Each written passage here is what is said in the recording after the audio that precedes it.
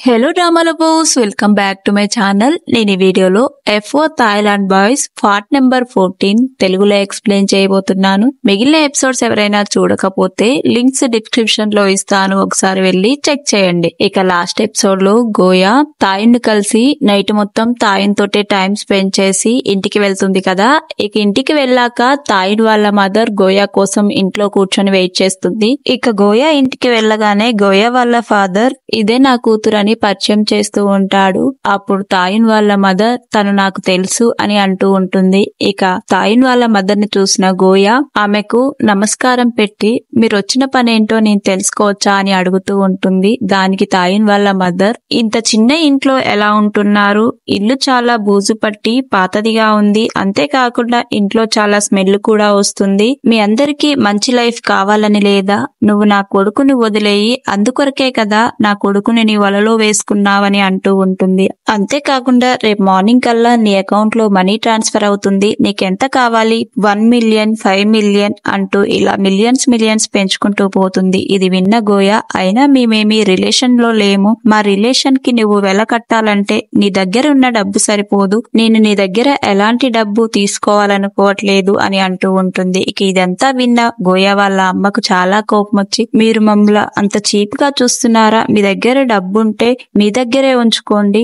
మా ఇల్లంతా స్మెల్ వస్తుందని అంటున్నావు కదా అని అక్కడున్న కాఫీ తీసుకొని తాయిన్ వాళ్ళ అమ్మ మొహాన కొట్టి ఇప్పుడు నీ దగ్గర కూడా స్మెల్ వస్తుంది, నువ్వేమీ మాకన్నా గొప్ప కాదు, అందరము ఈక్వలమే మనుషులమే అంటూ గోయా వాళ్ళ అమ్మ తాయిన్ వాళ్ళ అమ్మ మీద సీరియస్ అవుతుంది. మీలా మనుషులను చులకనగా చూసే వాళ్ళను మా ఇంటికి రానియడమే ఎక్కువ, మా ఇంట్లో నుంచి బయటికి వెళ్ళండి అని అంటూ ఉంటుంది. ఇక ఇదంతా విన్న తాయిన్ వాళ్ళ అమ్మ మీ పరిస్థితి బాగాలేదని హెల్ప్ చేద్దామని వచ్చాను, ఈ విషయాన్ని నేను ఎంత దూరమైనా తీసుకువెళ్తాను, చూద్దాం ముందు రోజులు ఏం జరుగుతుందో అని చెప్పి అక్కడి నుంచి వెళ్ళిపోతుంది. ఇక తాయిన్ వాళ్ళ అమ్మ వెళ్ళిపోయాక గోయా వాళ్ళ ఫ్యామిలీ అంతా వాళ్ళ అమ్మని చూసి చాలా బాగా మాట్లాడావమ్మా, నాకు నువ్వు చాలా కూల్ గా కనిపించావని గోయా పొగుడుతూ ఉంటుంది.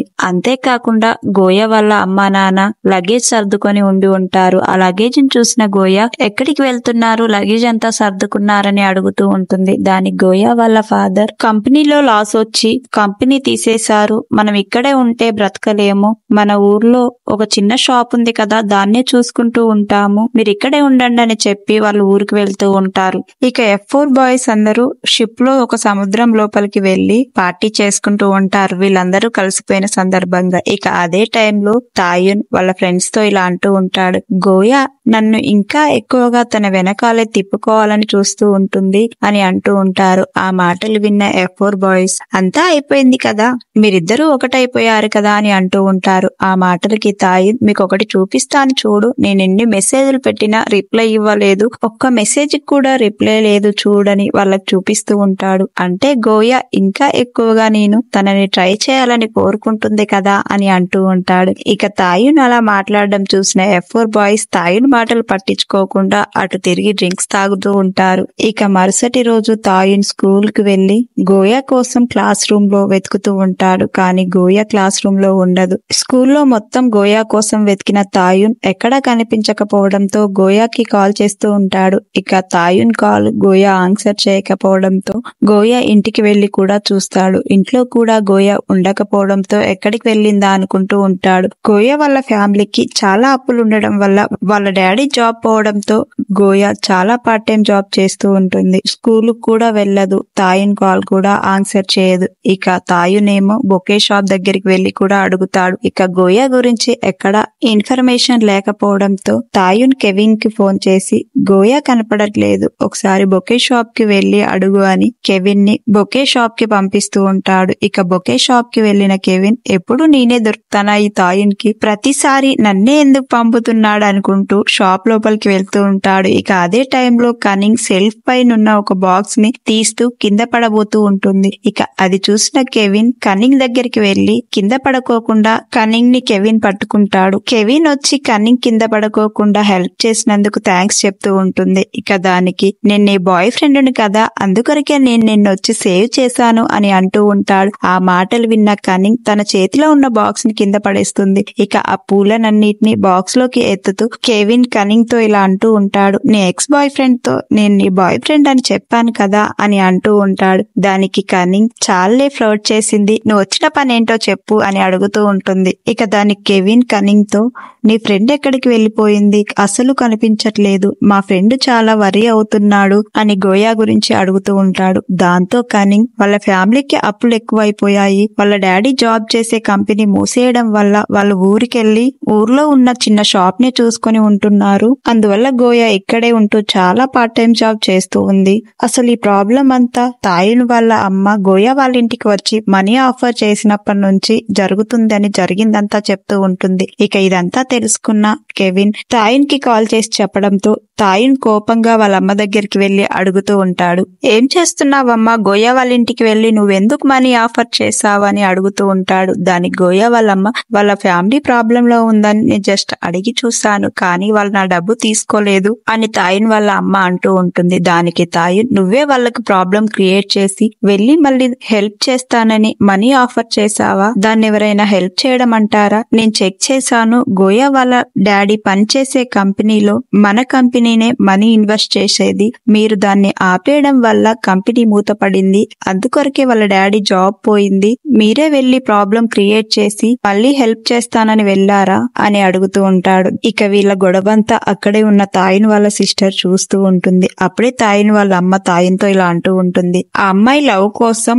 నీ భవిష్యత్తుని పాడు చేసుకుంటావా, నీ భవిష్యత్తుకు అడ్డు వచ్చింది నేను ఏది చూస్తూ ఊరుకోను, మన కంపెనీకి ఒక్కగానొక వారసుడివి, నువ్వే మన పరువు కాపాడాలి అని అంటూ ఉంటుంది. ఆ మాటలకు తాయిన్ వాళ్ళ కుటుంబాన్ని రోడ్డు మీద వేశావు, నేను వాళ్ళకి హెల్ప్ చేయలేని అనుకుంటున్నావా, నేను ఎలాగైనా వాళ్ళకి హెల్ప్ చేస్తానని చెప్పి అక్కడి నుంచి వచ్చేస్తాడు. ఇక అదే టైంలో గోయా వాళ్ళ అమ్మా నాన్నలతో వీడియో కాల్ మాట్లాడుకుంటూ ఇంటికి వెళ్తూ ఉంటుంది. అదే టైంలో వెనకాల నుంచి ఎవరో ఫాలో అయినట్టు అనిపించి తొందరగా అక్కడి నుంచి పరిగెత్తి పక్కనే ఉన్న డస్ట్ బిన్ దగ్గర దాక్కుని ఉంటుంది. ఇక అక్కడ ఎవరు లేరని గోయాకి అనిపించిన తర్వాత నిదానంగా తన ఇంట్లోకి వెళ్తూ ఉంటుంది. ఇక వెనకాల నుంచి గోయాని ఎవరో వచ్చి పట్టుకోవడంతో గోయా వెనక్కి తిరిగి కొడుతూ ఉంటుంది. ఇక అక్కడ ఉన్నది ఎవరో కాదు తాయున్. తాయున్ చూసిన గోయా ఒక్కసారిగా షాక్ అవుతుంది. అంతేకాకుండా గోయా తాయుని నువ్వేంటి ఇక్కడెందుకున్నావని అడుగుతూ ఉంటుంది. దానికి తాయున్ ఇక్కడ నేను వెకేషన్ కు వచ్చానని చెప్తూ ఉంటాడు. అందుకొరకే ఇక్కడే ఉన్న ఇల్లు నేను కొనేశానని